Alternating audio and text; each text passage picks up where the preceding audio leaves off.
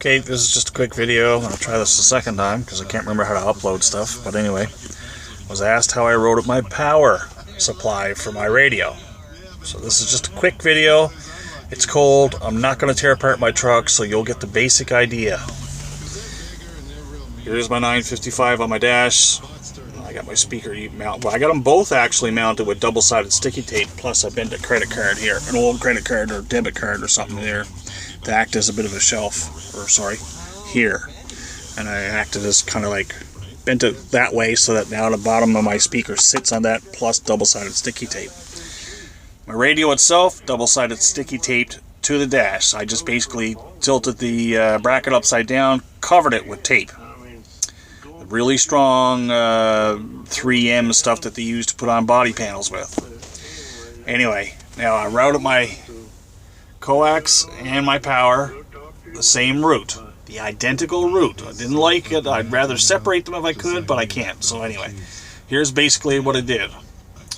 Both are routed, come across my dash. That's just what you see there is just a copper piping insulator for inside your home so that pipes don't freeze with water and stuff into them, right? So anyway, okay, long story short, quickly, here we have the routing came across from my dash. First, you have to take off this little cap here. There's a bolt, I can't remember now what bolt it is, but anyway, take that one off. Down at the bottom, same thing. You're going to have to do some figuring out for yourself. There's a few bolts and plastic pieces that have to be moved and stuff.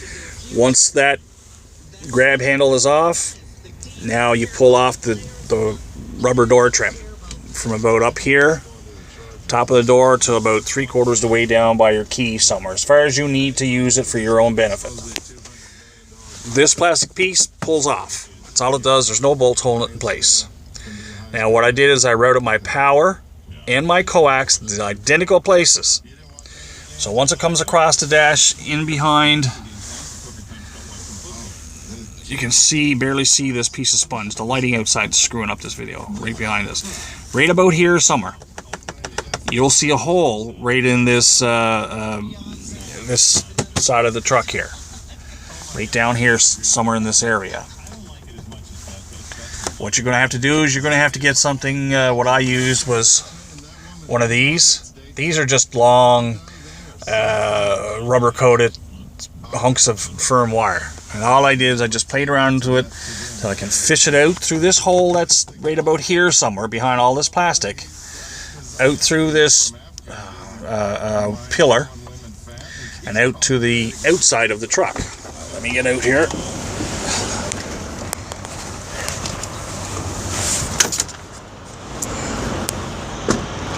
Now the part we're going to be working at is this plastic piece here.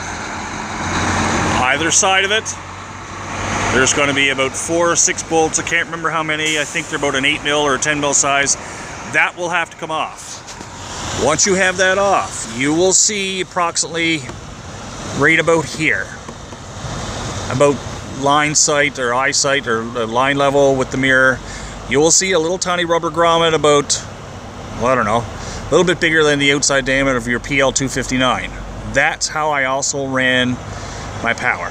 Both of them came out that hole, and my power, after I had this piece off, I just routed my power so that it came down, and I routed it right to the battery, connected to the first battery. I kind of thinking maybe I should have done to the furthest battery, but in any case, that's all electronic stuff I'm not really sure about. But anyway, with this piece off, I did the same thing with my coax too. What I did, well actually, here you can see different bolts to take off one side of the plastic piece. But anyway, my coax was routed to the top side of the door hinge. That way it does not pinch by being down at the lower side. It doesn't take a chance of getting pinched at the hinge itself or whatsoever. You'll also see I can't see because of the reflection.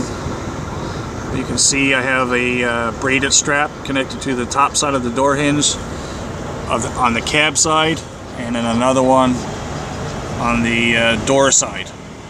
One piece connects those 2 points. That those I'm gonna have to throw them out because they're all getting corroded and shit now anyway, so it's time to replace them. So I did one for the top, one for the bottom. So you can see how my coax has come out. I just mentioned how I ran my power.